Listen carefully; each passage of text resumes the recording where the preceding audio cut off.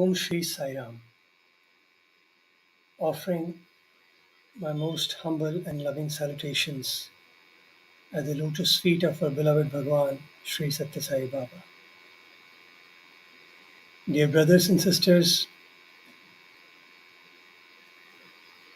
I'm ever grateful to Bhagwan for this wonderful and a rare opportunity to not only study Avataric journey, his life, his message, but give us an opportunity to share with all of you.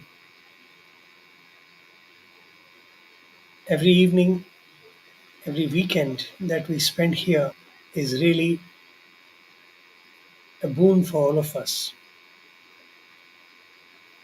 As we dwell into the Avataric life, we realize so many beautiful aspects.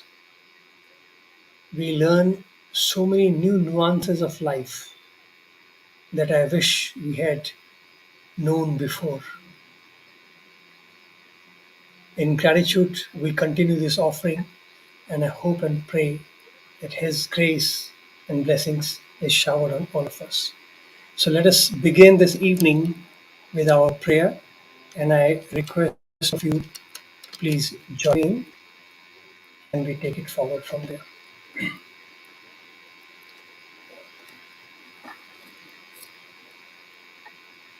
O Lord, take my love and let it flow in fullness of devotion to Thee. O Lord, take my hands and let them work incessantly for Thee. O Lord, take my soul and let it be merged in one with Thee. O Lord, take my mind and thoughts and let them be in tune with Thee. O Lord, take my everything and let me be an instrument to work for Thee.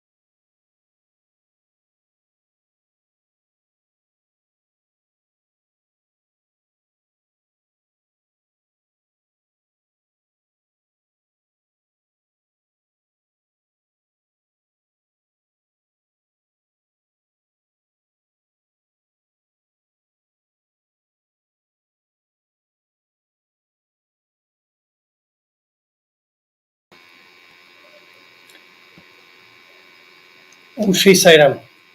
I'm so sorry.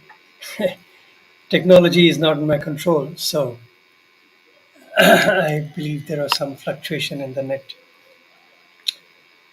So today we are taking the journey forward with Rama Gita. As we have understood, so far we have discussed about how, from the state of udasinta, that indifference which Bhagwan Ram depicted, and everybody in the family, parents, teachers, everybody is worried that why Bhagwan, that Lord cute Ram, is behaving like that. And on inquiry, the main answer which he gives is, why are you even surprised? This is my nature. I'm just being me. So why should you even be concerned and why should you even be worried about it? And on further inquiry by the Guru Vashisht, Ram poses certain questions and which creates this whole beautiful dialogue. And I'm happy that our viewers here have participated and given us wonderful inputs. And I would like to start off this session by at least sharing one thought, which, pardon me if I'm wrong, Pravina, Sister Pravina has given. And she mentioned, thanks for giving us this opportunity. And she has question is, in Vivek Chudamani, it says that Vairagya is a prerequisite for realization. Only those who have understood this and live in this reality are realized. And she has quoted the verse. In fact, Sadhana Chaturdashya talks about this in great detail. The four prerequisites for realization leading to moksha, udasinta, is dispassion for the world, and vairagya is similar to that, inner detachment you have for the world. And asking for our views on it. So, when we discussed last time, we thought we made it, we shared our views that the udasinta is on another extreme end of the same spectrum which we know as vairagya. So, vairagya and udasinta are not different in terms of the quality. So, they both are the same things. But if I have to really sketch it, even a person who is kind of detached from doing certain things from a mundane life, to a person who is detached from the world, and to the personality which has got dispassionate as an attribute of his being, there is a difference. So vairagya, if I look at it, is a human effort and human endeavor which allows us to go upward. And udasinta is an attribute or a facet shown by avatars descending. And the mergence, where the peak of vairagya happens, and where, you can say the Lord is doing a handshake, is udasinta, and which, as you have beautifully said, it is the starting point of self-realization. So let me bring in our brother Raju also. He's here. And Sai Ram, brother. Sai Ram brother, sir. Apologies, there is a problem with my network and some It's discussion was okay. happening with Gita. So Raju, I was just sharing this thought because you remember this message note had come on the net Yes, on our brother. video by Pravina. So just discussing that. Do your views on that? Because Yes, brother. In I we fact, don't disagree with that actually, but yeah. absolutely. As the comment mentions, is exactly what was in line with what we discussed. Swami says that for uh, the udasinata, it comes from vairagya, virakti, vairagya, and that leads to uh, the the concept of udasinata. And udasinata, as we had discussed the other day, it is the first step towards the pathway to realization, if we can use the word. And I think this is what exactly even the comment mentions, that sadhana chatushtaya talks about this in great details, and the four requisites for the realization. And this is exactly what also Swami says in various points of discourse also, how vairagya becomes vairagya and virakti for the world. They are prerequisites for having this udasinata. And udasinata, as you had, I'm sure you must have expressed, that udasinata is in some sense it is the vairagya in action. How do you put vairagya in action is this udasinata. And also another important point that we should remember is Swami's definition of udasinata, where Swami very clearly defines that udasinata is following the dictates of the conscience. You are doing certain things because it is the nature, it is dharma. You are bound, you are not bound by anything. All that you care about is the determination to follow the dictates of the conscience. And that is udasinata. And so, for example, at times we see Rama, there are instances where Rama apparently appears to be heartless, or Swami apparently is not concerned with the emotions of the scene that he is involved in. It is not that they are heartless, or it is not that they are emotionless. No, they, the avatar is driven by that outlook towards following dharma, come what may. I think that is what is driving their actions. If you look from that point of view, it becomes very clear that it is not about They are emotions, driven. but They are driven by dharma. That is the key word there. And udasinta is that aspect wherein you can work, you can live on dharma without getting impacted, affected by emotions of any kind.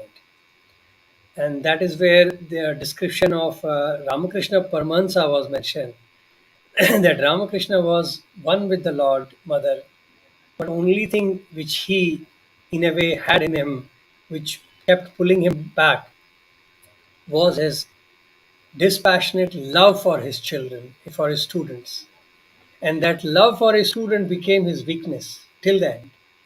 So that is where the Udasinta factor shows us that how an avatar can be totally detached and yet attached.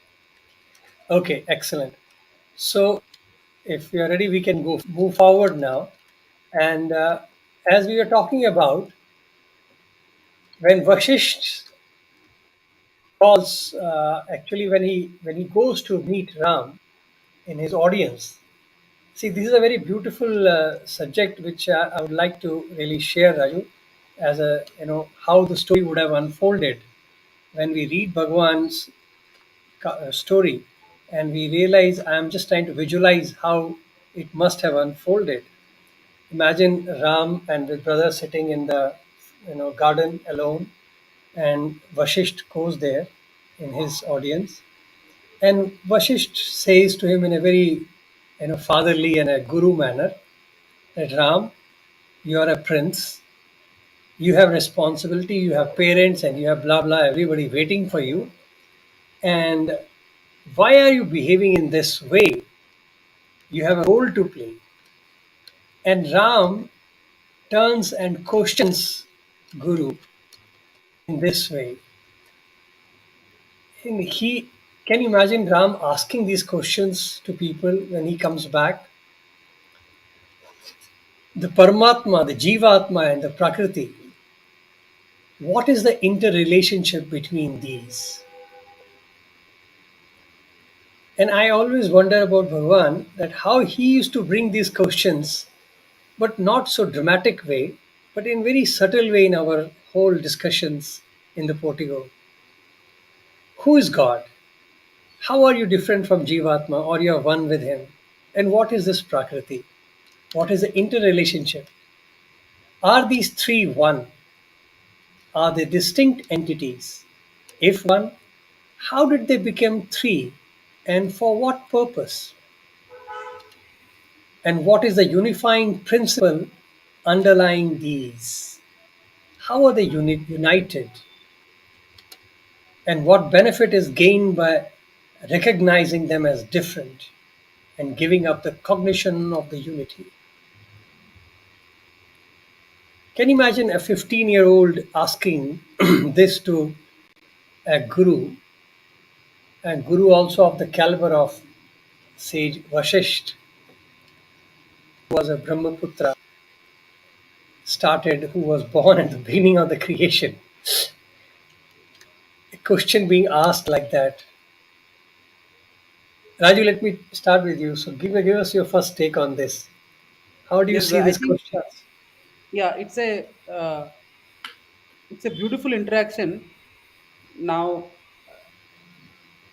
there are times where you look at Swami, and then there's a instance where Swami says that ఎంత మాత్రము తలచిన అంత మాత్రమే నేను. Tyagaraja tells Swami says Tyagaraja tells Rama, it seems that Rama, you are limited by my own thinking. I am I think of you, I am so and so, so I think of you in such manner. So, and hence I project that image of yours onto you. But you are much beyond my understanding. So, what we can perceive is what we know little of Ramachandra. It is not that Rama is of this particular nature. No, I think my submission is that we are only making what our minds can conceive. Yes, probably uh, the great sages and saints. Yeah, I remember one instance where one of these Matadipati was sitting in the darshan line, and Swami began the discourse, and his Swami said, "Prema Swarupulara," and then the entire discourse, like I was half awake, I was feeling very disturbed, like I was not getting sense of what is happening. Now I look at this man, the discourse is ended, Swami is taking Aarti. I look at this person and he was sobbing. He was sobbing, and the professor who was sitting next to me asked him, says, why are you sobbing? He says, did you hear anything? He says, sir, is there any need? Is there anything to be heard more than that one word, Prema Swarupulara? That is more than enough. It conveyed all the essence of Vedanta. I have understood all that needs to be understood. Here was this person who could derive entire essence from that one word, and here was me who was not able to make sense of even a word. We were limited by our own thinking. In the same way, that interaction is between those two entities. One is God Himself, the epitome of knowledge, the epitome of uh, beauty and wisdom, and another is someone who has actually, through effort, has reached almost that stage, like Vasishta. And that pristine interaction is what we are actually looking at. And Swami should bless our intellects to able to understand a minimal of what that interaction means. And when he says, when the Lord is saying the Jivatma, Paramatma, and Prakriti, what is the interrelation between these three? It is not that Rama is not aware. Unfortunately, many of the commentators take the view that Rama is transitioning and is like this existential crisis for a teenager, that Rama is actually not able to reconcile his spiritual nature with the worldly nature. No, he is Lord, and I don't think Rama is unaware of the answers. He is that he is using these questions to prompt for us to think. He's actually laying down the entire avataric mission in a beautiful way through these questions, and now he is explaining his state of being. He is, in fact, when Guru Vasishtha is asking, we should ponder that Rama has gone to the mode of questioning instead of answering. Why is it? Because he wants us to think. He wants us to. He knows that there is nothing that words can convey about his state of being. But at least this question must prompt us to think. And I think we should dwell some time on these questions with the perspective that Lord Rama knew all the answers. He was just using these questions for us to think deeply. Raju, I'm reminded, I think this is the same format probably avatars use, and this is what they teach us, a methodology of pariprashna, self questioning, and keep on inquiring. I remember in our days, he would ask a very standard question to everybody. In fact, till the end, he kept asking the same question. What's your name? The pere mera, ekkadinchi vachavu. Where did you come from? So these are the two standard questions which Bhagavan would ask everybody. Typically, the beauty of the question was the second one, where did you come from? So we had joined in 11th grade, so we were a little corrupted, polluted. So when he would ask us, where are you from? We would give variety of answers like, Delhi, Hyderabad, America, wherever we came. And in the same time, when primary school kids from the primary school would come, and they would sit right in front of us in the portico, and many times Bhagwan would just turn towards them and ask the same question, where did you come from? And irritatively, they would just get up and say, Swami, from you. And he would turn to us and say, Chudu, correct answer. Dunna pota. Like, you buffaloes, you don't know the right answer. Look at this is the right answer. And it would happen almost on a daily basis. Whenever they would come to Mandir, this exercise would happen because I don't know why we could never say that. So one day we were sitting there, and one of my friends sitting next to me, once Swami left, he said, Hey, what is this, man? Swami keeps teasing us like that. Now, see, they are all programmed. This is exact dialogue between him and me happening in the portico. So the boy says to me that these boys are all programmed, they are all taught. So when Bhagwan asks, they just respond like a parrot. And now nobody taught us, so we don't know the answer. Now today we know the answer. So if tomorrow Swami asks, and next time Swami asks me this question, I'm also going to tell the Swami same answer. So just the conversation, casual conversation happened between both of us, and we were quiet. And suddenly Bhagwan, after some time, came out again, and he was walking very freely, as he would walk very normally, and he came to us.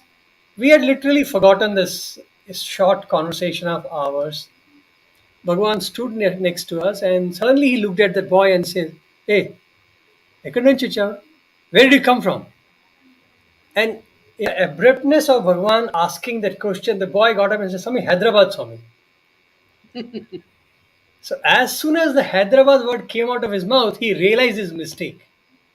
Because he had just told me that he would not say Hyderabad, he would say Swami you. And the moment Swami asked, it came out Hyderabad. And he said, he did like that.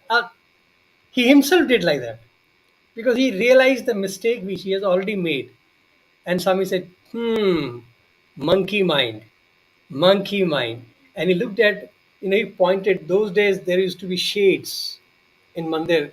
There was no kulvant, it was all sand. And Bhagavan had made shades for the devotees to sit. And there were monkeys on top of the shades, there is a jump around lot.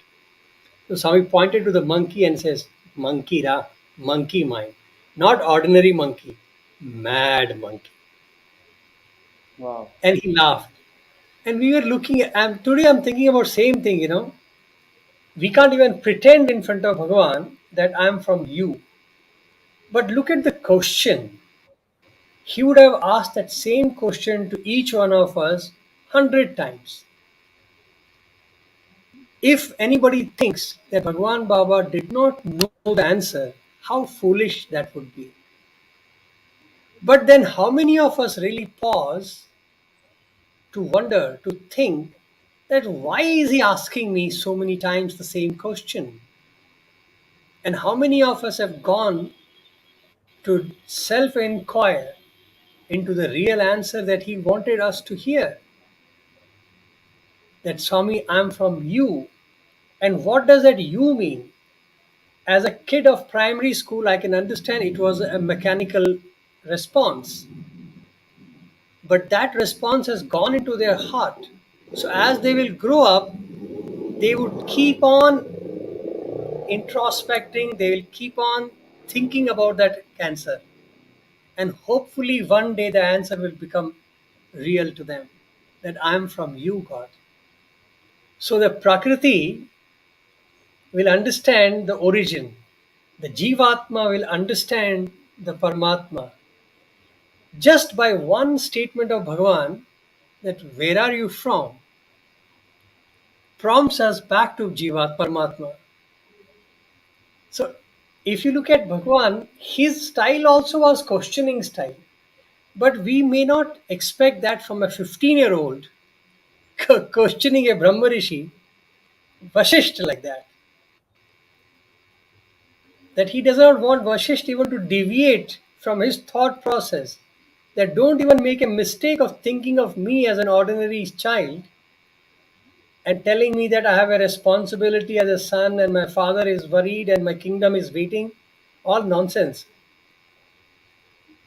So, what is the correlation? Are these three one? Isn't that beautiful, Raju? Beautiful, brother. It is. That small example of Swami really explains so much. In fact, this there is this episode of this 15, a group of 15 devotees had come, and Swami asked them on the first day, how many are there in the group?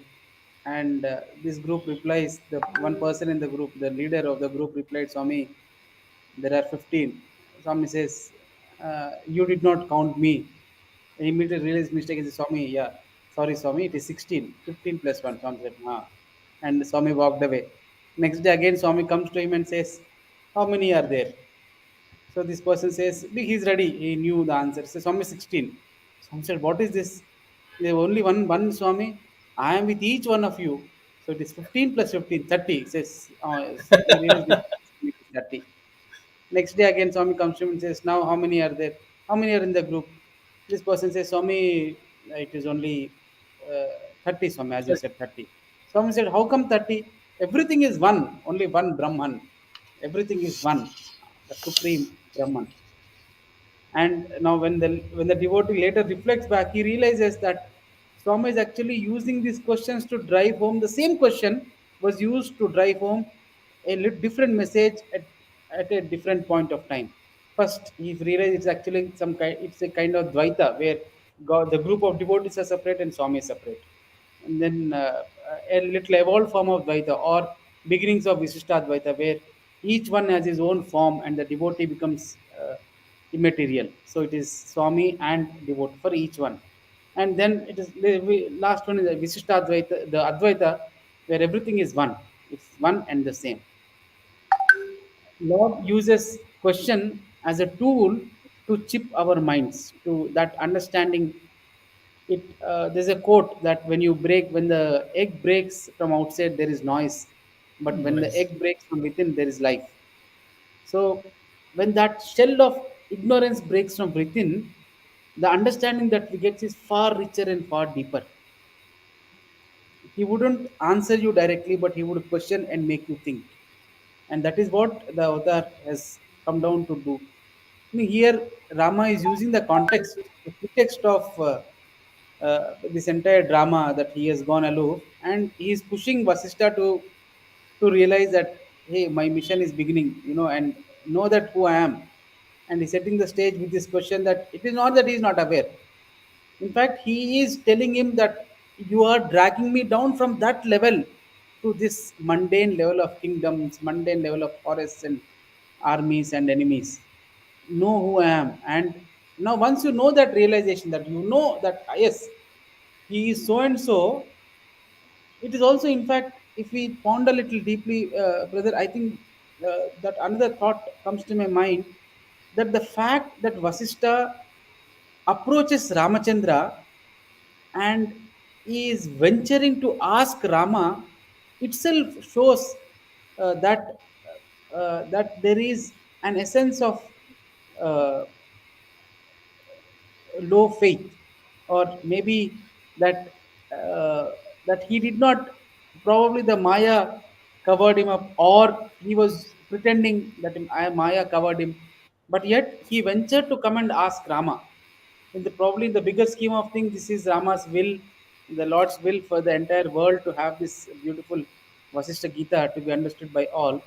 But yet, Vasishtha ventured to ask Rama. Now, See, Rama I would, is Raju, I would say not that he got into clouded by Maya or he was doubting. I think the state which I can relate to Sage Vashisht is, we take it for granted. You remember Okay. that moment, we all have done this mistake that we Yeah. take it for granted. And in that phase, to do certain things which normally we would not do with Swami. We think that Yes. he's my Swami, I can talk to him anyways. And then suddenly he will get a slap back and he said, oh my God, we just, for a split second, we forgot who he was. So probably Sage Vasisht was, you can say, went through that phase, and immediately he was snapped right there, and Yeah. things change again. So Absolutely. because Yes. the beauty is that he won't allow the Lord. Oh my God, sorry, the Lord won't Yes. allow you to remain in that darkness for a long time. So look at the statements. It's a very simple. I feel I don't think anybody else has explained these questions and the answers like Bhagwan Baba has done. And I find one of the best, example or answers or a solution to the whole cosmic riddle is in one of his statements of Bhagwan. I separated myself from myself to love myself. To love myself. Right? That statement actually encompasses, captures everything about the whole creation.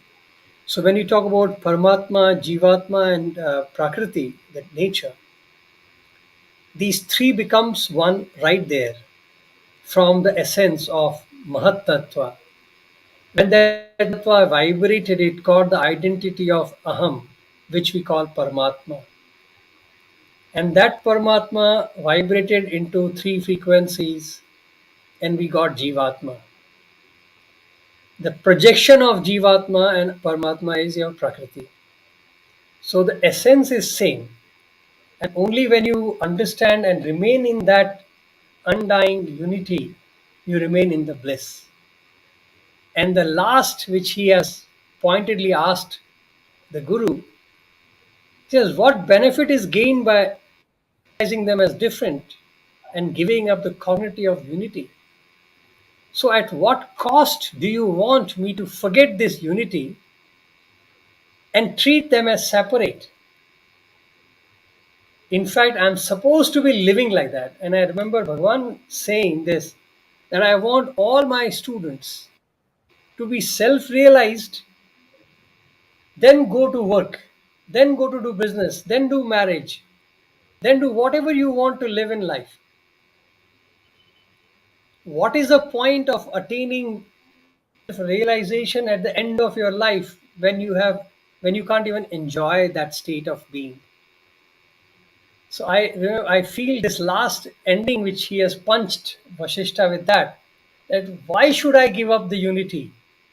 Oh Vashisht, what is the benefit of of realizing, making us believe that they are different when they are not? They are one. Yes, brother. In fact, this And morning, sorry, go on, go on. yeah, no, I just wanted to say that imagine after listening to these questions, I don't know how Ram must have articulated them. Vashisht got into trance. And that is what Bhagwan beautifully describes, that Vashisht saw an halo of grace around Rama, and he was in trance. He lost himself, he lost his consciousness, and he didn't want to his peace, that he's being in that mood, and he leaves that palace without even meeting king or anybody, and he goes off to his ashram because he has seen, he had gazed, he has experienced something which he would crave for. So imagine just by asking these questions, Ram could put Vashisht in a trance. Yes, Raju, please carry on. No, I was only saying uh, that this morning there was in front of Ganesh, a temple. There's a beautiful conversation that happened with one of our brothers, where he was recollecting a quote from uh, Ramana's books. Ramana tells so there is one particular very supposedly very important person in the worldly matters. He comes to the to meet Ramana, and this person goes to, so the secretary of that ashram, or the person who's managing the ashram, goes to Ramana and is trying to introduce that so and so is coming, please. Ramana says, Ramana, there is no nonchalantly. Ramana doesn't care. Says, so what? So that's the expression that he's giving, and says, for me, like so and so is coming, please. So that man comes, he meets Ramana, and he kind of outpours his agony about disease, or some problem that he has in the family, and some problem that he has with the samsara. So that person, so this secretary who was introducing that person was also in that scene. So this particular VIP leaves, and Ramana looks at him and says, "There are only two people in this world, only two kinds of people in the world: realized and non-realized. That is all. In the other category, the non-realized, whatever be your worldly achievement, the suffering of the world will taunt you. It will not leave you." And then one of the greatest Olympics winner, the gold medal winners, he has won more than collective medals of what India won all these years. He single-handedly won, and this person can be, he is at the top. Like, if we can categorize, probably one of the rarest beings, if we can use the word of worldly success and achievement. And can we imagine that he goes into a depression, and he goes through 3-month rehabilitation program? Ramana's point that there are only two kinds: one is realized, other one is non-realized, and everyone else in that non-realized is whatever stage you might be with the world, but it's immaterial. And that is what Lord Rama is beautifully driving home lesson, that you're talking about kingdoms, you're talking about armies, you're talking about my responsibilities. Vasishtha realized that this, what are you dragging me into? And he is using these questions to tell Vasishtha, so send him a message to Vasishtha that now you're dragging me into, yes, not that I will desist from doing this, but beware that you are dragging me into this. And I think that sense of beauty that Rama drove through these questions, it kind of enveloped Vasishtha into a expressionless experience. The experience and expression just merged into one, and Vasishtha dashes off. And I just cannot stop recollecting this instance where Swami, just before the Avatar declaration on the 20th of October, it happened. It says that so one of the classmates who was with Swami Narasimhadas, he very vividly recollects in the interview where Swami, the collar pin was there, and the collar pin begins to kind of throb once. And all of them say that, Raju, it is throbbing. Something's happened to your collar pin, very strange on your shirt. Someone doesn't say anything. Second time it throbs. Third time when it throbs, it just tears away the shirt and it dashes off. And they say, Raju, it flew away. Swami turns and says, no more, this is no more Raju, this is Sai Baba. This is who, with Sai Baba? The avatar began. The avatar began. Now, I think like the same way that thing dashed away, here also Vasishtha is dashing away. He just goes away. Now, here our Lord Sai goes to the house, and then the teacher catches him, and then he realizes that he's God himself. He does the pranam to him, and the famous poem of Swami comes out. Now, we know what happens. Let us see as to what happens to Rama and his avatar when Vasishtha dashes away. Then next day, again, the king Dashrath sends for Vashisht because he's not like he's totally lost. He does not know what happened. Here he sends the guru, and guru also goes off. So he sends for the guru, and guru comes to the court, and he tries to explain to Dashrath that not to be worried and not to be concerned about the situation of Ram. Ram is perfectly fine, but father is father, and he is worried. and they both are concerned. And Vashisht says, "Okay, invite Ram to the court." And then Ram, with his brothers, is invited to the court. And in the court, now Vashisht asks the similar questions in front of everybody, with the hope that they would hear something from Ram. you know, because it's very difficult to convey, and especially when he's available. So why not tell Ram to speak? So he made a situation, and he questions Ram again. He says, Ram, can you please explain what is happening to you? Why are you like that? And instead of answering, here what Ram does, he poses certain self-inquiry questions. And I find that very interesting as to how Bhagwan Ram is guiding us. He says, what is the purpose of this expansive creation? Oh, sorry, what is the happiness in the expansive creation? What is the purpose of this kingdom? What is the use of these enjoyments? Who am I? What's my relationship with the creation? What's the purpose of life? Now imagine these questions he poses to the audience in the court. What is the happiness in this expansive creation that you're asking me to join? That you are worried that Ram is not taking up responsibility, he's not engaging with the duties of the kingdom and engaging with people. What is the happiness? What is the purpose of this kingdom? And what is the use of these enjoyments? Who am I? Again, with the creation and what is the purpose of life? So it's very interesting that the way he responds to Vashisht alone, and now he responds to Vashisht in front of the people, the tone is different. The focus is slightly different. Would you agree, Raju? Absolutely, brother. I'm just thrilled, like the way in which the question, uh, the order of the questions come, and the intent of the questions. I mean, each question addresses a different aspect of the confusion that the court and especially the parents seem to have had.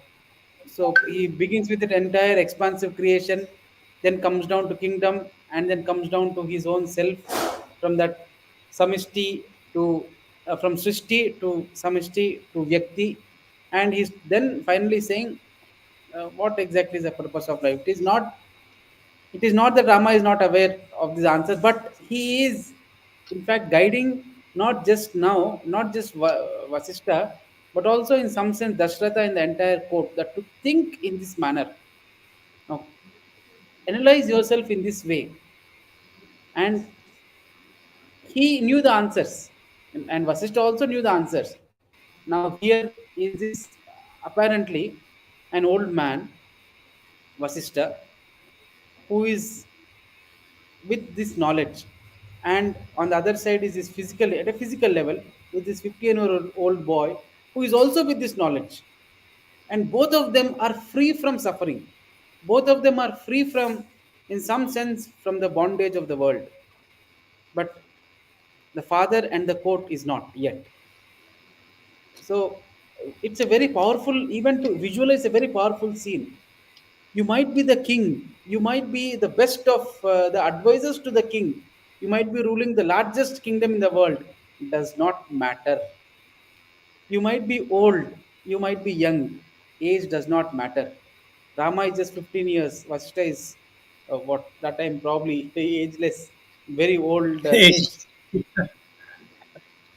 It does not matter, but that knowledge, what has to be gained has to be gained, and for that to happen, your age does not matter, your qualifications do not matter, you're a king, it does not matter, you're a courtier, it does not matter. What matters is that the deep yearning, is that outlook towards life, and very, and what is the outlook towards life is Rama is driving home that pyramid, that start from that from that. massive creation to the individual self. And it's a beautiful picture to even to visualize and to meditate upon. And it is not coincidence that Rama chooses that occasion to drive home a message, because the hidden value of the context is very deep. See, this also sets the stage for the next event. So, I think in the spiritual journey, as Bhagavan always insisted, that self-inquiry, pariprashna, these are the most important tools in the hands of the sadhaka, of any person practicing, aspiring, because every answer is within us. And that process must be learnt, nurtured, and carried on forever. And this is where, and surprisingly, Swami says he will say these things, he says, and he leaves the court. And so it's very beautiful that how the Lord would inspire you to think, get more confused, and he walks out. So apparently, it is like instead of giving answer, you have given us more confusion. But then what happens is interesting, because that is the entry of sage Vishwamitra. So this is a time when I'm sure everybody knows the story that Vishwamitra arrives at Ayodhya, and in the midst of this chaos, so to say, when Dashrath hears the arrival of the sage, he feels very elated, he feels happy. They all consider it as a good omen, because they feel that when we are in that confusion and Brahma Rishi has arrived at our door, which is a good sign. So Dashrath himself rushes to receive him, and Bhagavan very beautifully describes the whole process of welcome which Vishwamitra gets. Dashrath goes, washes his feet, and with Ved mantras and Ucharana, he's brought into the guest room of the palace. There he's made to rest, and then Dashrath very politely, humbly asks, O sage, tell me, how can I serve you? And then Vishwamitra, we know the story. He explains to Dashrath that there are some demons who are troubling, who are disturbing his yajna, and he has to do a particular yajna for which he needs a non disturbed environment. And for that, he has come to seek two of his sons, Ram and Lakshman. Listening to this, hearing this, Dashrath really is shocked. He's he has got no words to express, and he gets disturbed. He in fact counters. He tries to pacify the master guru sage, and he says, "Sage, I will come to you. These my sons are yet very young, very small. They haven't seen any war. They have not seen any demons so far. They are totally, like little kids. They are totally unexposed." And he begs and begs to Sage that allow him to go. He says, I will go with my army and protect your Havan. And I promise you that I will do everything in my control to safeguard the Havan. And Vishwamitra is very, I would say, stubborn from that perspective. He does not want to shake. He very clearly demands that there is no option. I'm not giving you any options here. It's only Ram and Lakshman to go with me. And then he gives certain reasons and all that, but somehow Dashrath is not convinced. Even the mothers listening to that, they run to the court and they also start begging, but Vishwamitra does not budge. And Vishwamitra, in fact, taunts Dashrath and he says, okay, if you don't want to keep up your word, that is up to you, and I will leave without anything. But if you want to give me, it is only your sons. Vashisht also actually joins him. And Dashrath looks at Vashisht and says, Guru, help me. And Vashisht actually supports Vishwamitra because obviously the sage Vashisht knew the truth of Ram. And he says, Dashrath, you have given your word and you are underestimating your son, Ram, because of your paternal love, and you must let him go. And this confusion is going on when Dashrath, then Vashisht actually discloses another facet to Vishwamitra. He says, it's all fine, but right now we are having a different problem in the palace. Taking Ram is second step. First, we have to convince Ram to get engaged with us. And he explains the whole scenario of Ram, how he came from the tour and then how he has been behaving. And each time you ask him how he responds.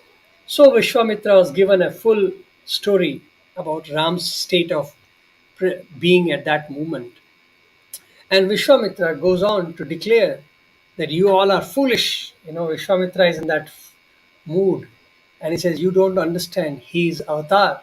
And I think when I read it, probably I may be right or wrong, I don't know. Vishwamitra is the first person who has openly declared Ram to be an avatar. So in Ramayana, when we read, I feel this is a very important transitional period when nobody else has ever gone ahead to explain Ram as an avatar. Here comes Vishwamitra in this transitional period, and he tells everybody that don't expect Ram to behave like you and me. Don't expect that he's your son and he's going to behave in a particular manner. He's an avatar. And that declaration Vishwamitra makes. And then he says, bring Ram to the court. And as Vishwamitra declares or demands or announces Ram to be brought, Ram with his brothers walks into the court. And that is how the story turns. So Ram with Lakshman, Bharat, and Shatrughan, they all walk into the court, and then Vishwamitra says, bring them to the court. Yes, brother. And I looking think, at Ram, yes, Ram. sorry, I was just, before you venture into the conversation with Ram, I just want to add one point that Yeah, the context is also very powerful. uh, every act of the Lord, every setting of the Lord is a deep lesson for the sadhaka. There is nothing that is coincidental, that is unplanned, that is haphazard with the Lord. If you look at the flow of these instances, there are two characters which I think all of us should ponder upon. Or one is Vasishtha, second is Dasharatha. Vasishtha is thrilled. He is ecstatic. He feels blessed to have had that interaction with Ramachandra, on to have received those questions from Rama. On the other side is Dasharatha, who is sad, who is anguished, who is agitated by the same questions. He is confused. He does not know what is happening. And that is the difference between what knowledge of the self gives and what engagement with the world or the attachment with the world. Rama is very subtly but powerfully is establishing that this is the character of Dasharatha. And Vishwamitra's arrival only amplifies this attachment. It amplifies these characters. It is same Dasharatha who begs Vishwamitra. It is not that Vishwamitra is not aware of Dasharatha's prowess. Probably, Lord gives you an opportunity to ponder.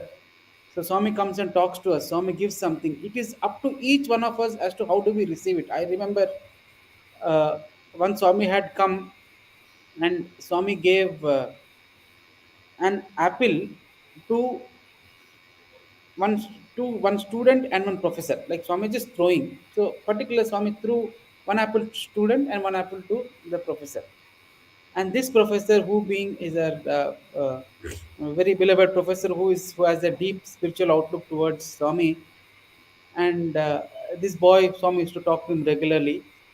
So all of us were seeing this scene, and this professor was ecstatic. He was just holding that apple, and I remember this very clearly because after darshan, I have asked.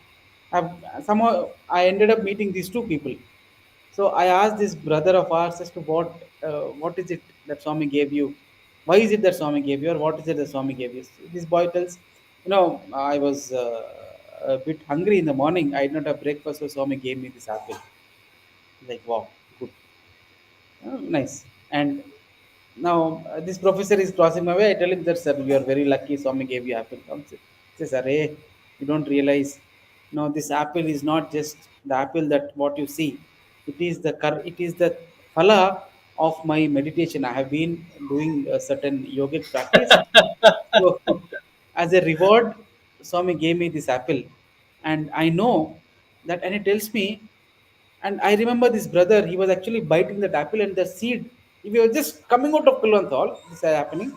The brother bites it and the seed of that apple comes. He being the supposedly the farm boy who's getting a lot of attention, he doesn't care with the with the rules of the place, so he can behave as he wants because that is the leniency that Lord gives, or rather Maya draws you into. He just spits away that seed, and he's telling me, he being very senior and being the supposedly farm boy, is telling me, "Ah, I was feeling hungry. No, the seeds are quite bitter, and that's why I spit them away." On the other side, this professor tells me, he's very reverentially he's holding, and he's telling me, Raju, this seed, the Lord now has sown a seed of jnana in me through this, and I should only meditate as to why this apple, why this seed. That time never made this interaction never made sense to me. Now when I look back, I feel, "Arey, how different were the perspectives of the same apple." Here is Ramachandra opportunity. Rama threw that apple to both of them, to Vasistha and to Dashratha. Now it is left to each one of them as to how do you take it. Do you take these questions as a confused ramble of a teenager, of a son who is lost himself, like the way Dashratha took, or do you take them as the words of divine of the way Vasistha took? I think Dashratha took it the other way, and which probably he could have pondered as to why did Rama say these things, and probably turn of Ramayana would have been very different. But again, Rama sends another opportunity through Vishwamitra, saying that I am giving you another opportunity, Father. Please, now ponder at least now. Yet the ignorance, the attachment towards his sons keeps him clouded. He says, I will accompany you. I will send you my armies. It is all about, in some sense, that attachment flowing in different ways and means. I just wanted to set this context, brother. there are so many facets so many ways we can look at the same story, and derive joy out of it. But interestingly, Raju, at this point, when Ram Vishwamitra is asking this, and Vishwamitra then invites Ram.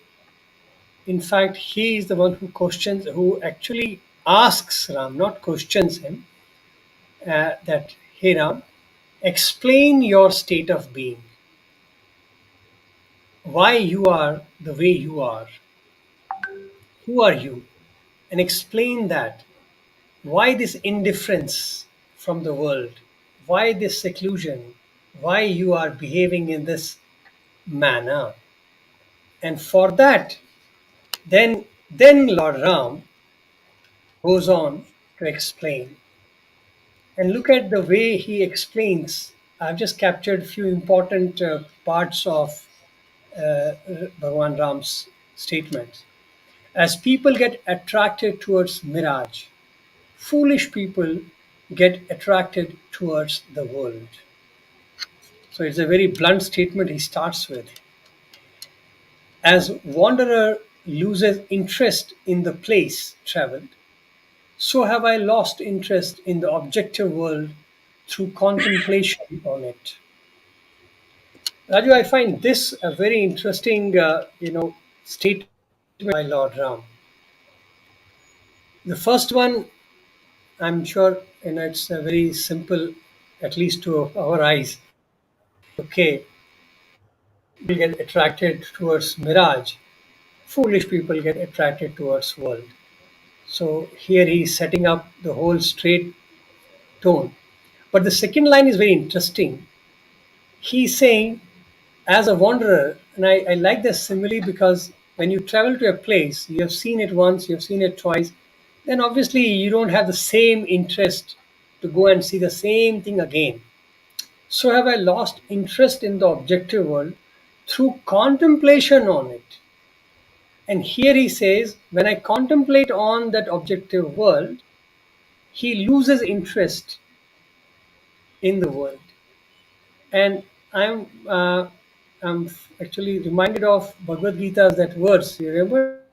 Yes, yes, brother. Yes. I Dhyayate think vishan punsa yes. जायतो विषयान् पुंसः संगात् तेषु विजायते संगात् संजायते काम कामात् क्रोधो sanjayate विजायते. kama kama krodho bhijayate. So if you look at that, there the Bhagavad Gita says the we people who focus on object of senses, dhyayato vishayan punsa, sangasteshu pajayate, they develop attachment, they develop association, attachment towards that object. And here he says, when I contemplate on the on the world, I lose interest in it. How do you explain this contradiction, apparent contradiction, if I may say so? Yes, brother. I think again that is what is the knowledge of the self gives you, I suppose. When you lack the knowledge of the self and look at the world, then it becomes dhyaya, it's attention, it becomes attention.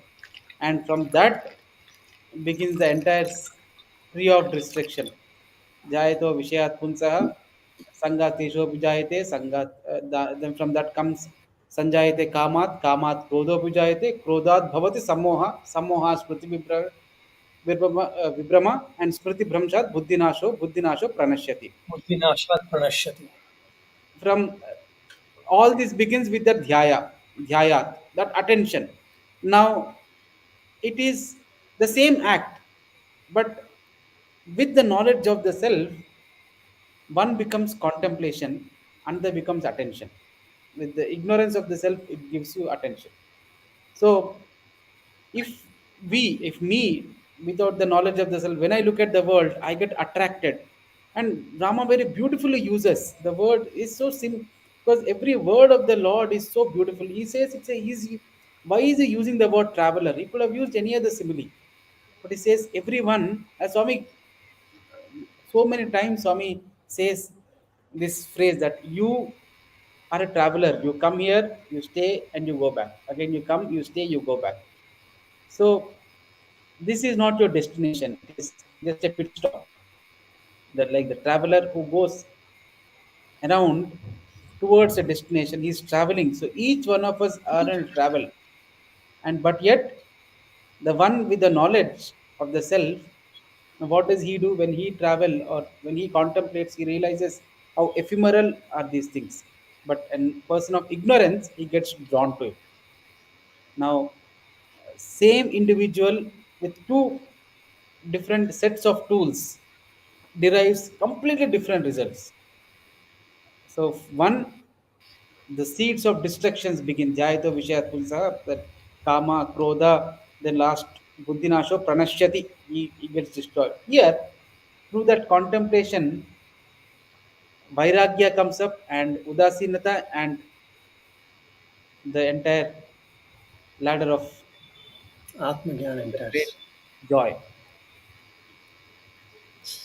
So basically, the difference, what you are highlighting, is the Atma knowledge. So if people Yes, who approach the whole concept with the awareness of Atma,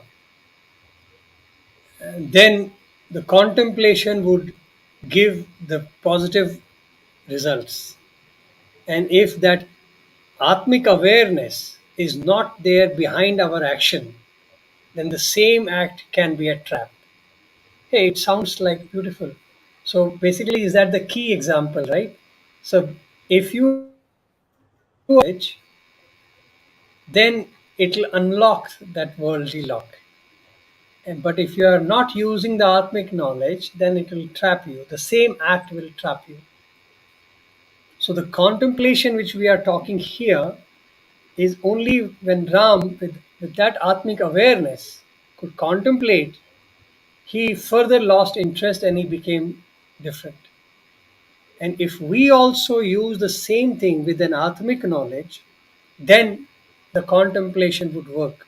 Otherwise, that focus, that concentration, that contemplation on the object of senses will only ruin us. I like that summary, Raju. Thank you.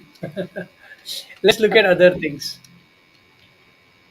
I love this. Few. I've only captured few of them which really made impact on me.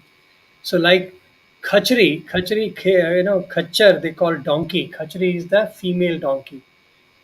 Like khachri, donkey bears a child just to experience the pain. So too a person with mind is restless because of desire aspires for a longer life to suffer more. Beautiful. It's a very, Beautiful. very beautiful analogy. Like a donkey, I didn't know that donkey bears a child just to experience pain. And imagine it is written 20,000 years back, said by a 15-year-old. So imagine the kind of,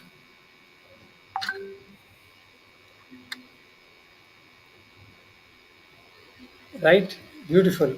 Like Khachri bears a child. So imagine all of us are indulging in a way to an act of suffering. And how beautifully he uses the example of donkey. Donkey just struggles and struggles and struggles.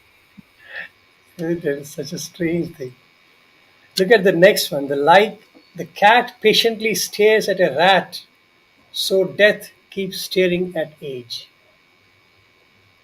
So our death also keeps waiting for us, staring at us, like a cat which is patiently waiting for this. Yes, brother. I think when Lord is telling us that, no, I think that is where the similes that were used by Rama and the words that Swami uses, they begin to make a lot of meaning and sense when we contemplate upon. Here Rama is saying, and very often Swami would also call us donkeys, a donkey. And then you don't realize why the Lord is using that. It apparently it appears like a joke, as if Swami is kind of making fun of you. But when we deeply contemplate, Swami is driving home an important lesson. Like I remember one of the boys had asked Swami, "You call us Dunapotas. Why is that Dunapota?" And Swami had explained this in Bhajan Hall. The Dunapota has a very rare characteristics.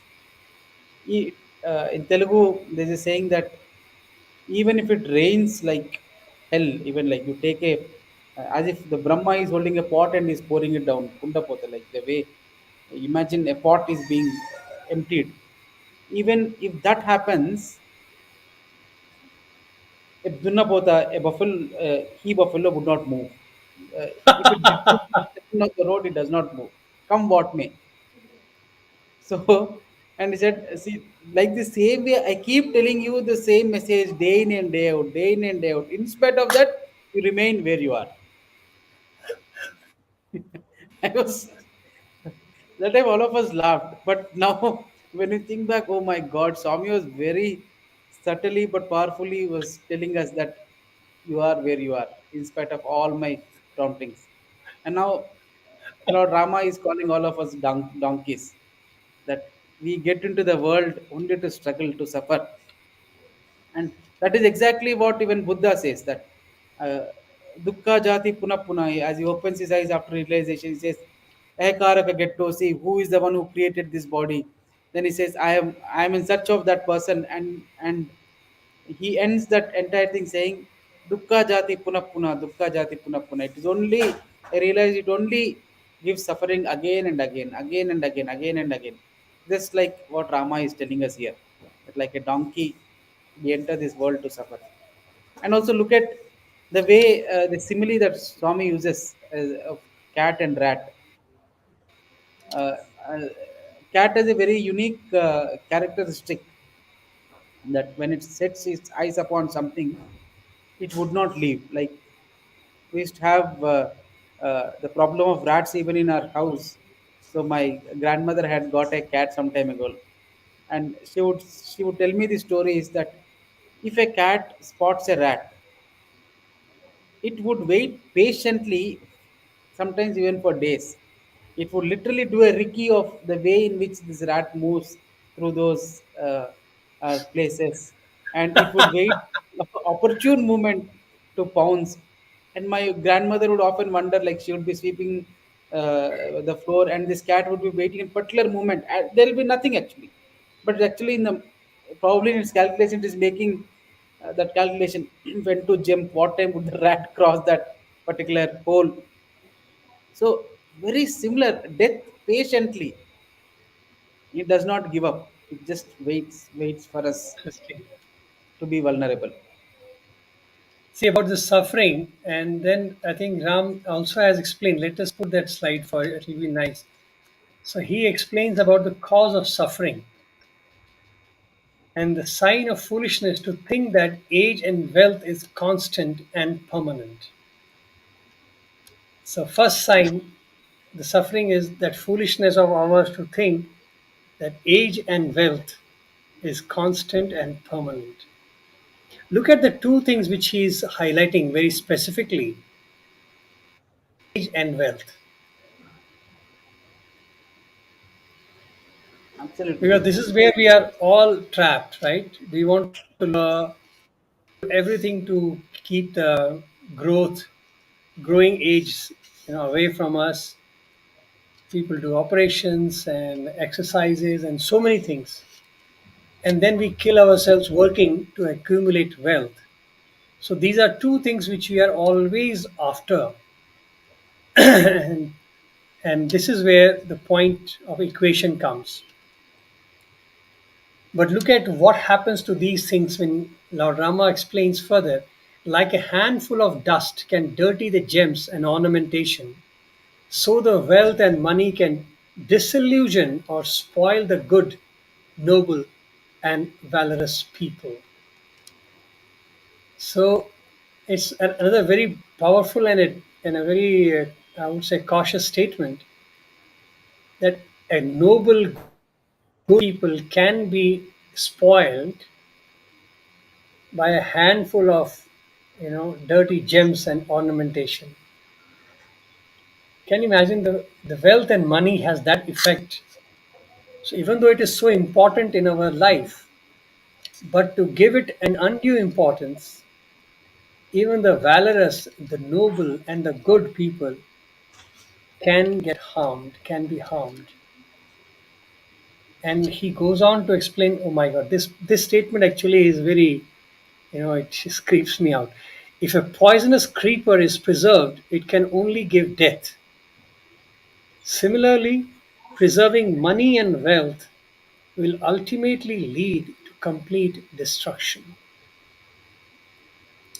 I remember very clearly when somebody would teach management also, he would say money is like a blood for the society. So, like you have blood in the body, so money is same thing in a society. It should always be in a rotational mode. If there is a stagnation of blood in the body, you get a boil, and it can become, a bottleneck, or it can even do a heart attack. So blood should circulate all the time. Similarly, money and wealth should circulate in the society. And People who have worked with Swami physically, they would know that he never kept any funds stagnant in the trust. Bhagwan's money was always on a rotation. I don't remember, like, I've interacted with quite a number of people there. I don't remember people saying that, oh, we have so much of money sitting in the trust, Yes. because once money would just come for the project and he will keep shunting it.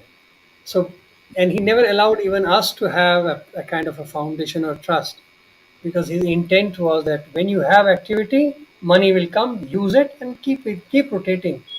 Why do you want to hoard it for tomorrow? There's nothing like having a foundation trust like that. So it was a very different way of Bhagwan's outlook. This created a trust for the college to run. That was also a perpetual running. So you need $100, he'll give you 99. He'll never give you 100 full. So that's how he would keep the chain of rotation very high. And here you read this: if a poisonous creeper is preserved. Raju, your thoughts on that? Yes, brother. I'm only just thinking that uh, uh, Swami is a great teacher. The Lord uh, Rama is is a great teacher. If you look at these pointers, Rama is very subtle. Now he is giving theory, and we might say that at a watchful eye, it might appear like theory, but if you look at entire Ramayana, it is exactly the exposition of these values. This is what Rama is forewarning that, hey Vasishta or hey Vishwamitra, this avatar is going to go on these planes. And if you look at the questions, or rather the statements that are put here, foolishness. It is foolish to think that wealth and age are permanent, and like a handful of germs that get dirtied, if it is kept stagnant, it dirties even the good and valorous people. And poisonous, it's like a poisonous creeper which lead to death. If you look at all those characters that Rama annihilated going forward, all of them stand exemplify these principles. Look at Ravana. Ravana is a personification of wealth and age. We know how old he is. We had in our first two series, we had explained about his age. He was 50 or 50,000 or 60,000 years when Rama encountered Ravana. That aged was his body, and he kept feeling that he's going to stay young. He's going to stay strong for all those years. Same was the case with Vali. uh, Ravana exemplified, we know Ravana's wealth, the golden Lanka, and he was very uh, possessive about that Lanka. There is an instance where, when he is driving away Kubera, he tells Kubera to take away even the jewels that he's wearing in his around his neck. He says that belongs to Lanka, so you give that also back to Lanka. You cannot take that uh, back. So that was the possessive nature of Ravana. He kept everything stagnant, and we know what it led to Ravana. We know what happened. Even Vali. Vali is supposed to be, as Rama says, good. He's noble. He's valorous. In fact, Rama gives definition of good also in the following slides. But Vali fitted almost all the definition, and yet, like the poisonous creeper. Now, there is a beautiful interaction. A Telugu poet who captures this dialogue between Vali Sugriva and his teacher in their younger days, where I think it was Narada who tells Vali that, Vali, you have this habit of suspicion and lot of desire for other gender women, so these things you should control. Wallace says, Lord, I have so many other qualities of great nature. I can jump from this corner of the earth to other corner of the earth. I can hold Rakshasas in my armpit with a single stretch. And there is none who can equal me in the prowess of the body. All these characters on one side, and if you put these two on the other side, if you weigh them, they're insignificant. Let them be. mean, why should I concentrate on my weakness? I will concentrate on my strength. And Swami, in one of the poems, he says, it seems a white ant entered. It was walking. It was crawling into a mansion of which is made of wood. So white ant is crawling, and the mansion of wood looks at it and smiles, and it kind of mocks the ant, saying, "Look at you, how small are you? Look at me, how massive am I?"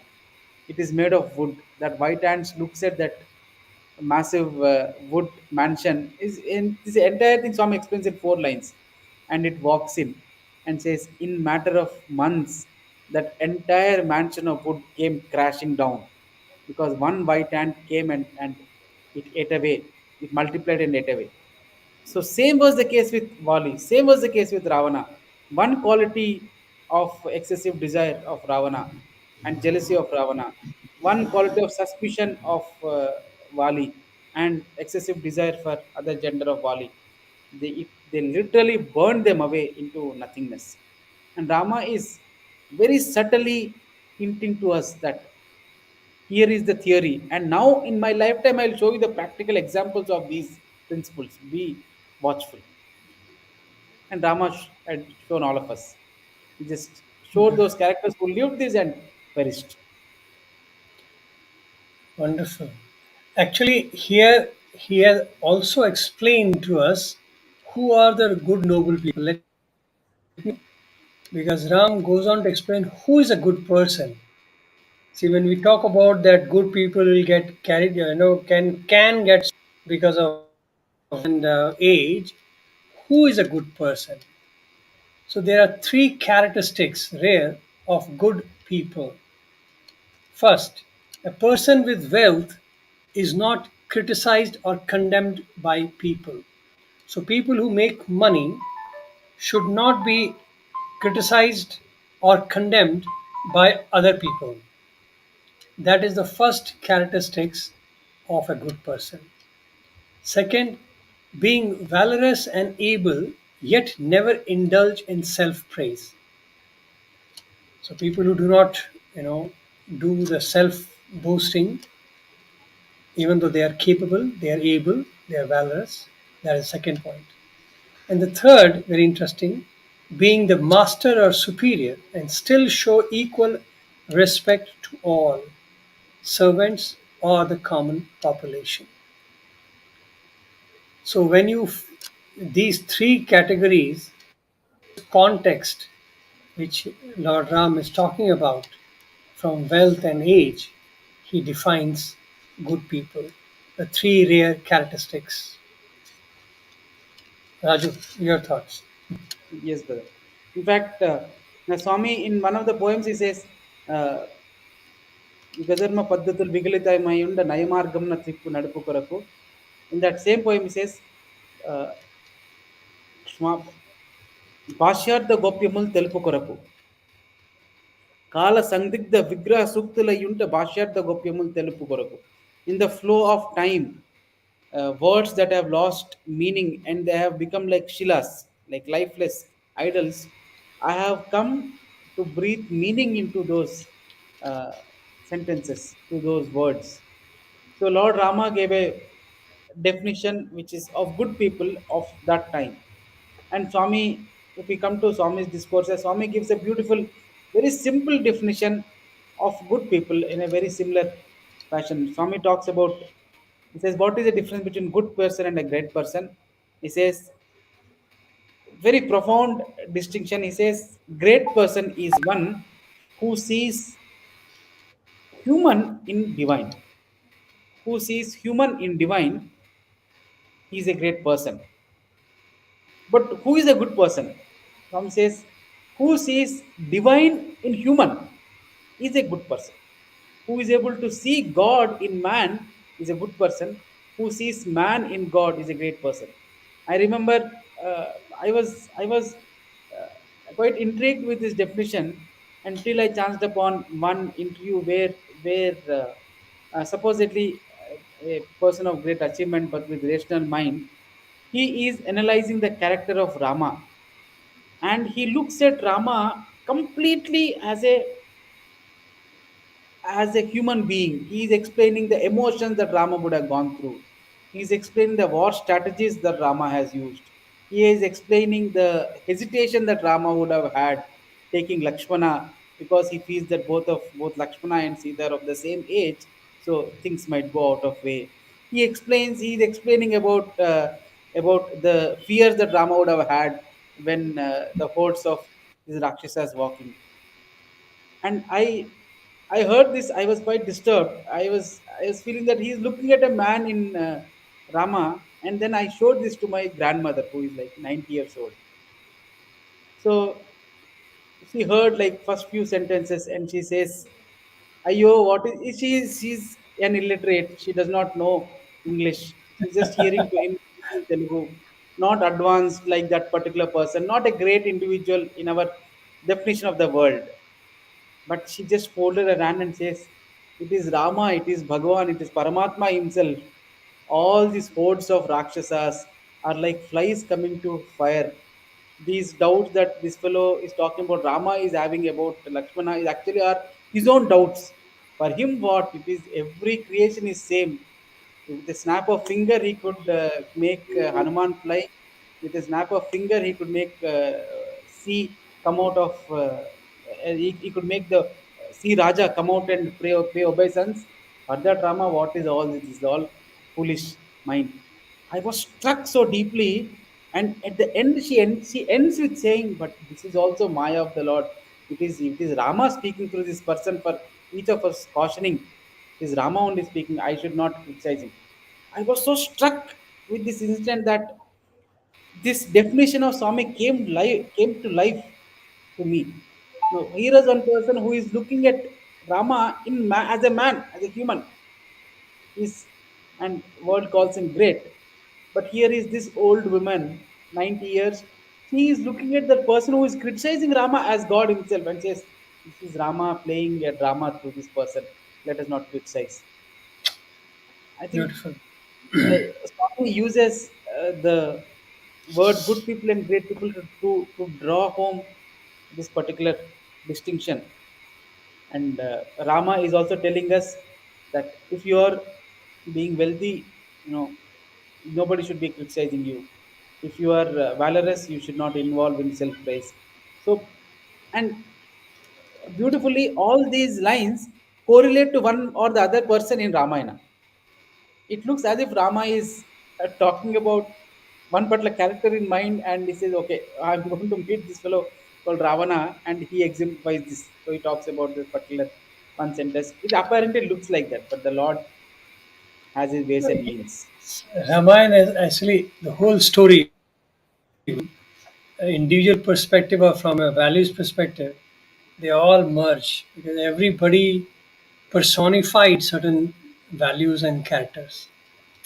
Okay, so next was, he from here he goes on to explain the body consciousness part of it. And I feel that is a very interesting transition because the whole thing is based out of Deha Vimana, as we call it, the body consciousness, the ego factor. And he, after talking all of that, Ram goes and explains about the body consciousness and he criticizes it in a way. And that is very, very important to and he will use certain words and reading them I find that even Bhagwan used to use similar similes. Body filled with wet waste, shining in front is for experiencing suffering. Body gets happy with little food and care and gets irritated by little change in climate. Body is like a tree on which a jivi, the individual, the bird resides for some time. So look at that, the temporal nature of the body, the fickleness of the body, and the filth of the body.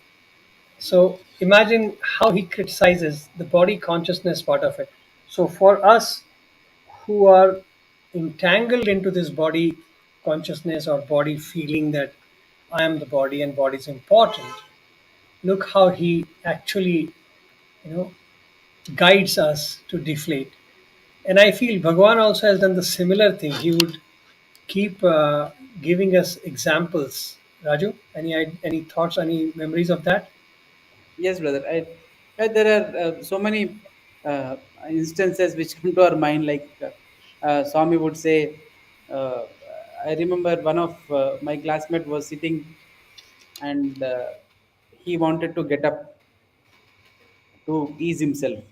So his stomach, because there's pin drop silence in Trai, we are all waiting. Swami is just coming into Trai, and this boy's stomach was making that grumbling noise.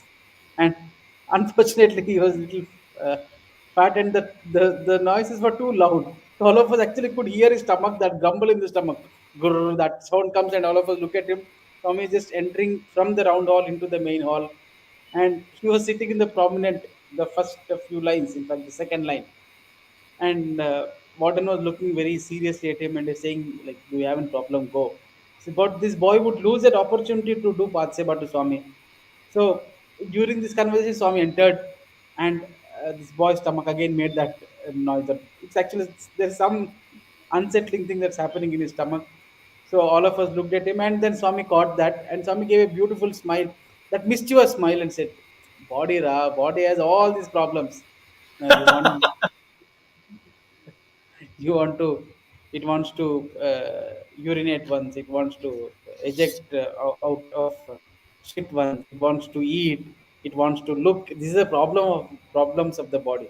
Some is supporting to him is like a mother telling everyone that these are the common problems, don't worry.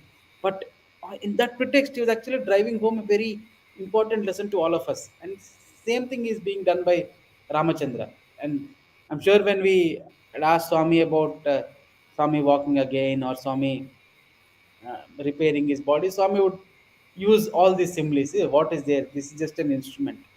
And one thing that clearly comes out, brother, is every time Rama describes the body, he describes it from the perspective of it being an instrument alone and nothing more.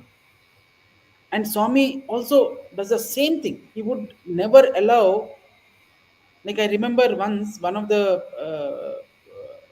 poet, he had told Swami that, Swami, you're only 5 feet 3 inches. Swami immediately corrected him and said, this body is 5 feet 3 inches. I am, nobody can measure my height. Another person said, Swami, you are so lean. Swami said, this body is lean. Another person, Swami, you are sick. Swami said, this body is sick. And the distinction he would take every opportunity to drive home. It is not that he is not aware, but it is for us to realize he's actually telling us, you also have to begin that journey, that start feeling that you are not this body, you are not this body. And Rama explains as to what is the issue with having the body consciousness. I think your current went off, but still, thank God you're still off on. Okay, let us share some more pearls from Vashish Gita, which Ram says, and I find them very interesting and nice to go through. A successful life is that which is not governed by mind, but that which is evolved to a plane of mindlessness. Now, it has taken me some time to even comprehend this sentence. A successful life is that which is not governed by mind, but that which is evolved to a plane of mindlessness. So here he's talking about super mind state, which is beyond a normal discriminatory facets or functionality of a mind. And mindlessness is a state, simply said, which is not restricted or limited, governed by the inputs of senses. So when your ability of awareness rises above the sensual inputs and interpretations, then you are supposedly in the realm of mindlessness. So here he makes a very beautiful statement. A successful life is that which is not governed by mind.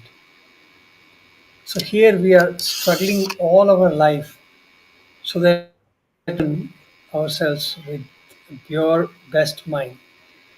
I find Raju here Bhagwan has come for a very is mind of man.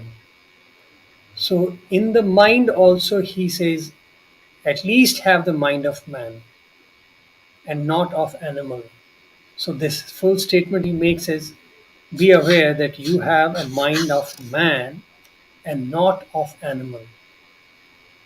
So that is a first premise. If I have to join that statement and this statement of avatars, I would say that the first stage is to be aware that we have a human mind and not an animal mind, and then that we are supposed to use the mind, not be governed by that mind. And that state is the mindlessness state, which is of awareness. So, and Bhagwan Baba used to be always inspiring, prompting us to think from the awareness perspective and not from the mind perspective. So when we talk about mindfulness living, Bhagwan would the constant integrated awareness living. So he wanted us to be aware all the time, not mindful all the time. But mindful became a stepping stone towards that awareness. So here it is the governed by mind, which is not governed by mind, and which is a mindlessness state. So this is where avatar takes you. It's a beautiful thing. Raju, your thoughts? Yes, brother. I think it's a very powerful definition. And if you look at our entire economic structure or our lifestyles, we look at success. The definition of success is unfortunately has taken a different turn with our in our civilization, at least in the last 2 to 300 years. Now, our success is all about being top of one thing at the cost of anything. No, I want to be the richest man. It doesn't matter what I do to get there. I want to be the best sportsman. Does not do what it takes to get there. So it's all about measuring whether you're on top or not. And if you're not on top, you're not successful. But here, Rama is giving a completely different definition of how what is it to be successful. And when Swami calls you successful, he is not looking at you being on top of a value chain. He is calling you successful because do you have the ability to control your mind, or are you still an animal who is controlled by that mind? It, for him, it does not matter whether you have climbed Mount Everest or yes, he will for a few moments he'll be very happy, but beyond that episode, you are not worthy to be recalled by him. I'm sure many of us would have seen all those interactions. People of great achievement come to him and they disappear just like the way they shine, and they they disappear in his presence just like the way they have come. They go away.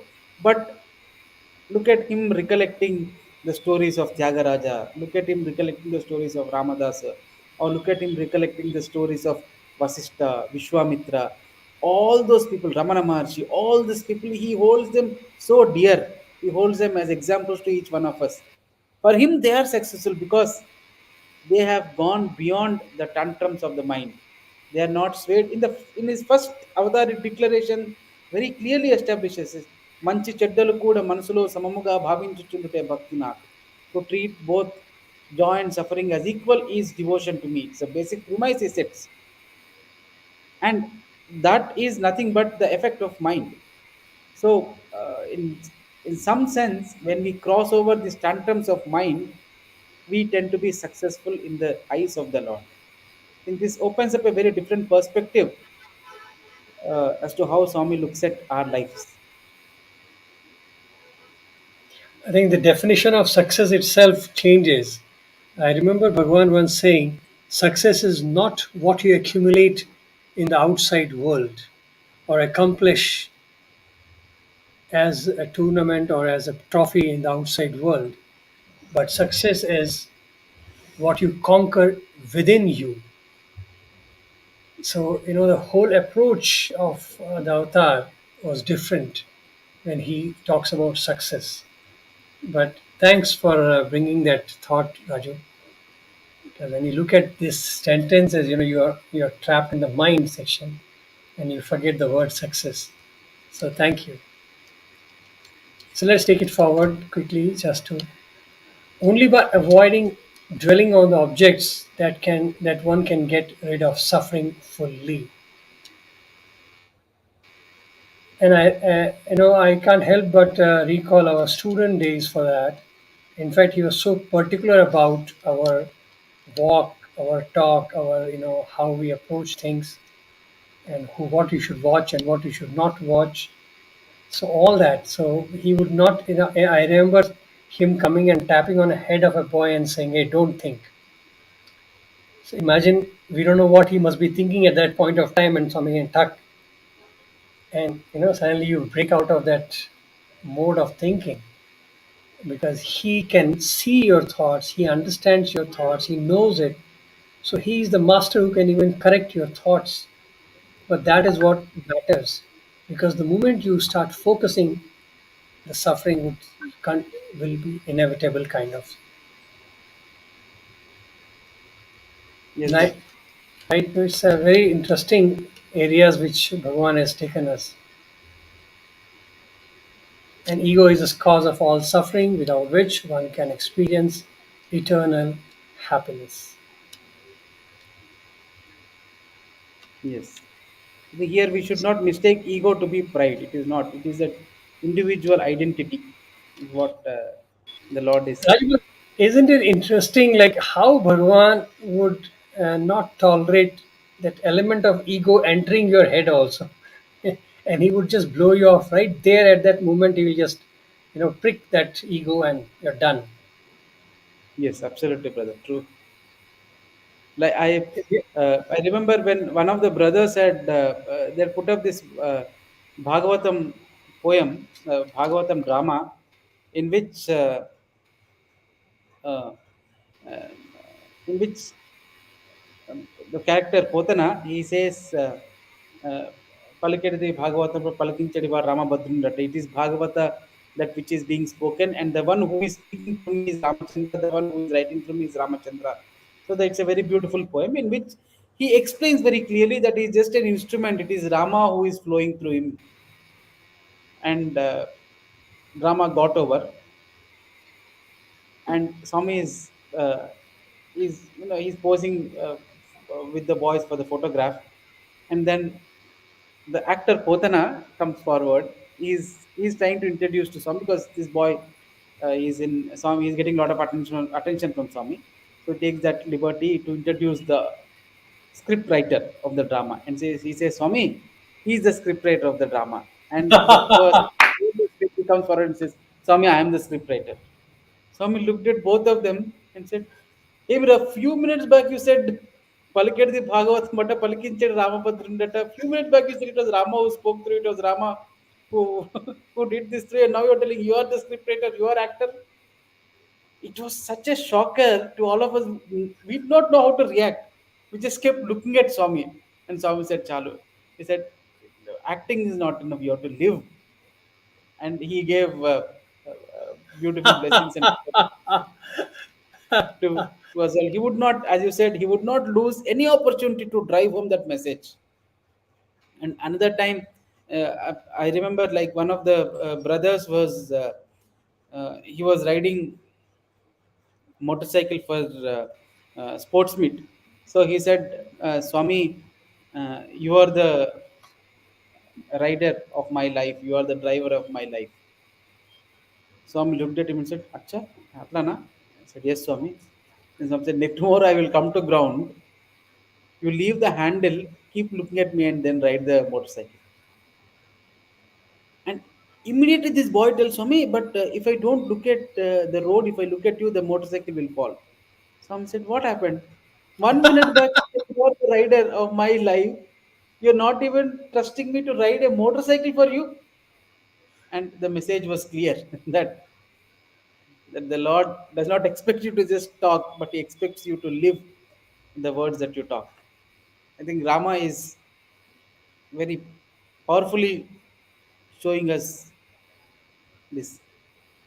I think Raju, we are coming into a very beautiful, summation of the whole discussion, because everything, whatever we are discussing, whether it is suffering, whether it is any kind of deviation of not allowing us to remain in that atmic consciousness, is the problem starts from deha vimana, the body consciousness. And I think I have a chart which I would like you to take us through, because that kind of summates the vicious circle of body consciousness. You have Atmagyan, which is this is also exactly from Ram Katha, Ram Gita, and Bhagavan also says the same things. So Atmagyan is clouded by body consciousness. It is actually covered and engulfed because of body consciousness. Body consciousness makes us work for wealth and age. So this is how we spend our energy because of body consciousness, and which is, as Ram would say, is the cause of suffering. Biggest, the main cause, the root cause of suffering is wealth and age. The age, the chase, the worry of age, the chase of age, and the chase of wealth. These are the cause of suffering. And this cause of suffering enhances, oh, sorry, this cause of suffering enhances body consciousness. So, this is a cycle which continues till this Atmagyan must expand and explode the body consciousness. Raju. Yes, brother. I think it's a very powerful chat that the only way to break this vicious circle is to grow that Atmagyan so big that that bubble of body consciousness breaks. Otherwise, this vicious circle is not going to break. The only way is to feed that jnana that it grows so big that it just breaks the body consciousness circle. Otherwise, it's a, as Swami says, and this is exactly what even Shankara says, Shankaracharya or Buddha. Punarapi Jananam, Punarapi Maranam. That circle continues. Dukkha jati punah punah, dukkha jati punah punah. As Buddha says, and as Swami says, puttuta gittuta korake, gittuta puttra korake. You die, you take birth, you die. It's nothing but the circle of this viciousness going over ages, over lifetimes. And if we look at all the interactions that Swami blesses us with, or the Lord in various forms, as Rama, as Krishna blesses us, is to enhance this Atma Jnana. And what Rama is doing right now is seeding these seeds, is seeding these thoughts of Atma Jnana into the reader, into the listener, through the context of, through the pretext of this Vasishtha Gita. He is using the interaction. Vasishtha was just an excuse, if I may say. Vishwamitra was just an excuse, but he is using them to seed these thoughts into everyone. I remember once one senior devotee asking Swami that Swami, these kids they range from primary school 5 years, 6 years of age to at the most 25, 26 years of age. They have not experienced life. They do not know anything about the philosophies that you talk, but yet you keep talking to them about these high philosophies. Is it not that that you are wasting your time? Said no. He said the seeds are being sown, and at the right time these seeds will grow into plants, and they're going to beautiful fruits of ananda. It's a matter of time that you don't see, but I see. I think what Ramachandra is doing to all the listeners in the court as even now is that he is sowing those seeds of Atma Jnana into each one of us, because that alone, that alone can break this cycle, as you have very powerfully and beautifully depicted, brother. Beautiful. And at the end, I wanted to close with one more slide, and it's a very beautiful summation of this whole statement. And it's very powerful to contemplate. And I would like to leave the people with this thought: to understand happiness in this world of sorrow, happiness is proportionate to the pain and suffering experienced. When happiness is the interval between two pain, I always wondered that why did he use that? Why didn't he say that the pain is an interval between two happiness? That was in my subconscious mind, that question, that there is always a reason for Bhagwan to say statements in a particular way.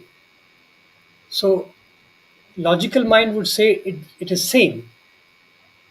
Happiness is an interval between two pain, pleasure, But what is the difference of saying that happiness is pain is an interval between two happinesses? Why why he didn't say that? And I now when I read this statement, it suddenly gets little clarity for me that actually the happiness which we are talking about or we are interpreting in this world is only an expression or an outcome of the suffering that we have undertaken ourselves. Because the whole world, the happiness what we are interpreting is only that is actually proportionate to the suffering undertaken.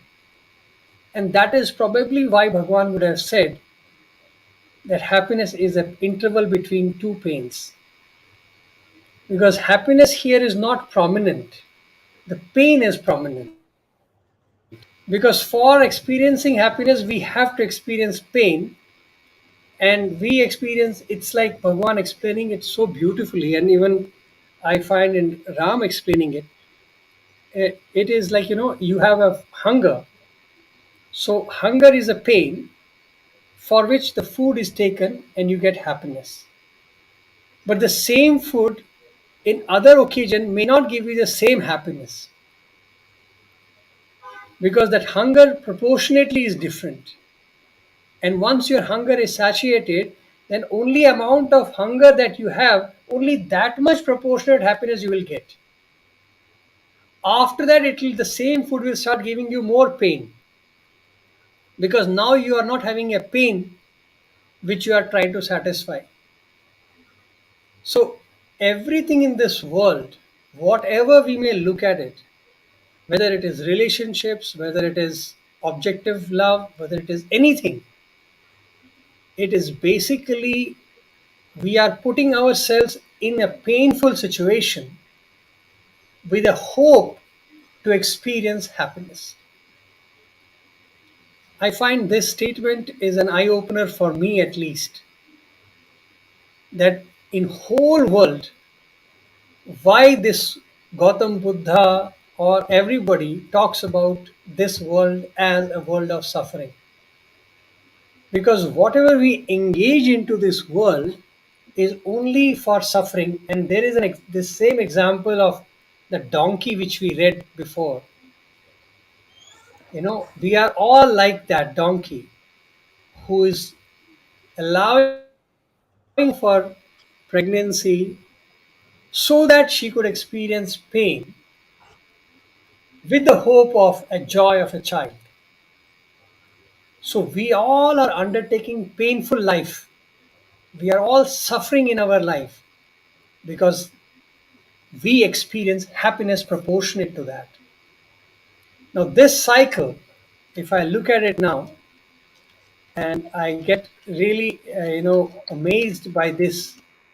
So, if you look at the cycle, the chase of wealth and happiness gives us pain, is a cause of suffering, which gives us a feeling of happiness on accomplishment, and this mirage continues. So the only way out, as Bhagwan would say, as anybody would say, Vedantic knowledge, is the moment we stop looking at happiness from the world, but from the Atman. And the moment we start inward journey, this chase of happiness and suffering disappears. Because now we realize that we don't need to suffer to experience happiness, but we are all programmed in this world from the childhood that put your effort, kill yourself so that you can get good result. Put in extra effort, you get good college. Put in extra effort, you get good job, you get good salary. So we are all putting ourselves in pain to experience happiness. And this accepted as the dictum of happiness. Whereas this is only a dictum to live in the world, but not for happiness. So the conduct which has to happen is from the udasinta stage. And somebody, Chaman asked this question here. Let me highlight that. Losing interest in the world affair to me is the state of udasinta. Please correct. The only difference which Ram explains and Bhagwan Baba explains about udasinta is that in udasinta a person is active. He is amazingly active towards his dharma. He never gives up his actions. In Vairagya, there's a tendency to lose interest even in your dharmic activities because you've lost interest in the world. Whereas in Udasinta, you don't lose interest in the dharma, but you just have disinterest in the impact in the world and the object of the world. Combine these two, Raju, I find such a beautiful, an explanation, understanding of that what are we chasing in this life? How are we trapping ourselves by miscalibrating, misdefining ourselves? The way to conduct in the world, karmanyavadhikaraste, has unfortunately been merged into joy and happiness because there our objective becomes happiness if nothing else, and that is also wrong. So karmanyavadika also teaches us to act with the udasinta, and because the happiness is not from action at all, so they are two different things. For happiness, and I think that is what we will discuss in Rama Gita when he explains the difference between jnana and karma, and that is amazing science. We'll handle it next. So Raju, I leave you on this beautiful last phrase to summarize and close it. No, absolutely, brother. I think I'm at loss of words. Swami has spoken so well through you. The the nature of the world is such, as Swami says, it is actually uh, a mirage.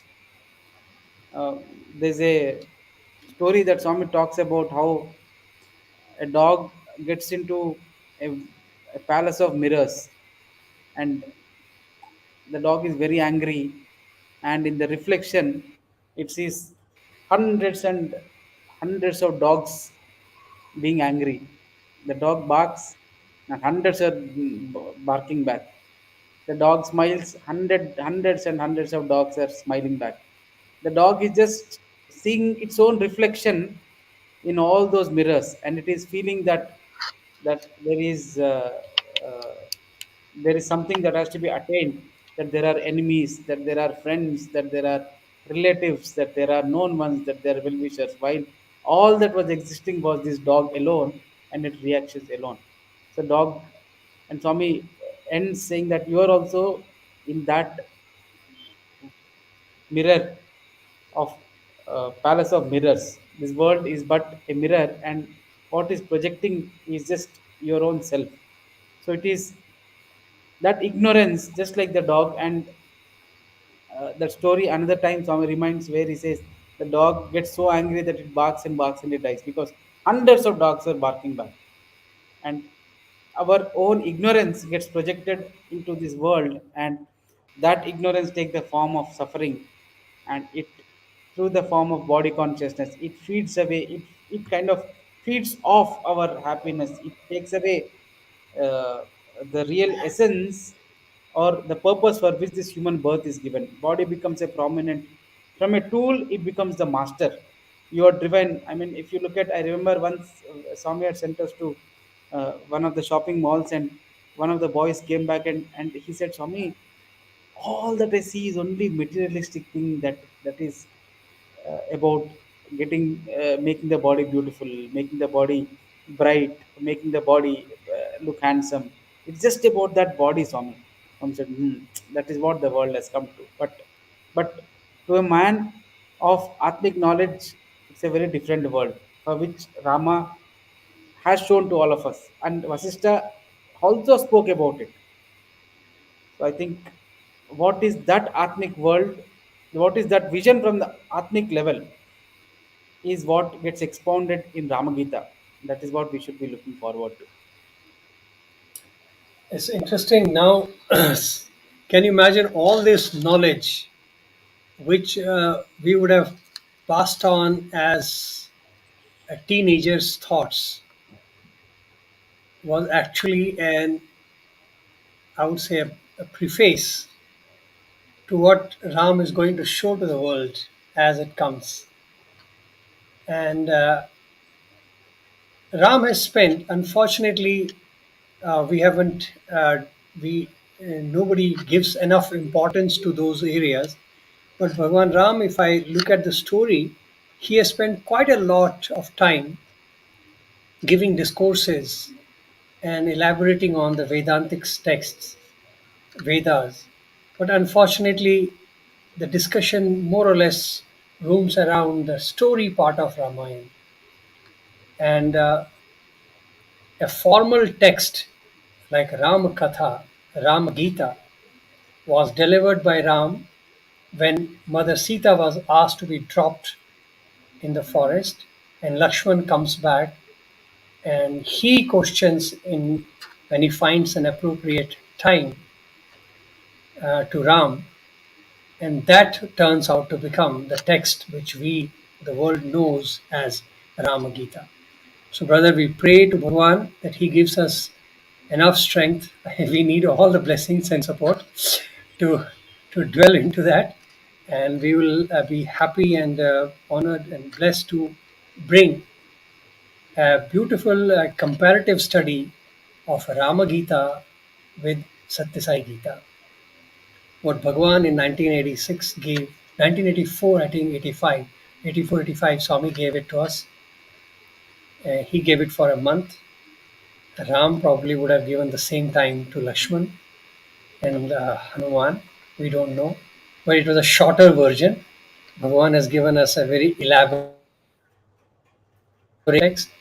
So we are attempting to bring a comparative study of Ramagita with Sai Baba Gita. Raju, any final words before we close? Yes, but as I recollected that instance, పలికించేది రామభద్రుండట, పలికేది Bhagavatam అంట. It is the story, it is the glory of the Lord, it is the message of the Lord, and the speaker is the Lord, the listener is the Lord. We are just instruments, just sitting here and uh, doing this duty. It is the Lord who should function, who should speak, who should compare, and who should derive happiness through this effort. To him we offer this humble offering. Thank you, Via. Thank you, all of you. Please, thank you very much for your suggestions and comments. Please keep writing to us. And any other questions, any other thoughts, we'll be more than happy to accommodate. And those people who would love to join us, they are welcome. Please do write to us. And thank you, Brother Raju, for this amazing evening. Grateful to Bhagwan. Sai Ram.